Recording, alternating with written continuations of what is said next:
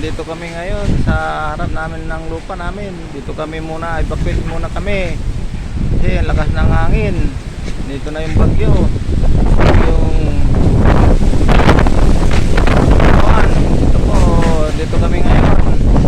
So, dito muna kami mag-evacuate dahil doon sa naming bahay sa likod ay may mangga, baka mabagsakan kami. So po, nandito po kami ngayon sa harap ng lupa namin.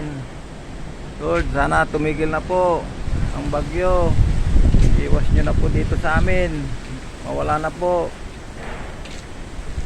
Mawala na po ang bagyo, Lord. So, nandito kami ngayon. 9:32 na. Ito yung hangin ngayon na nangyayari dito. Kanina pa po to. Ganito.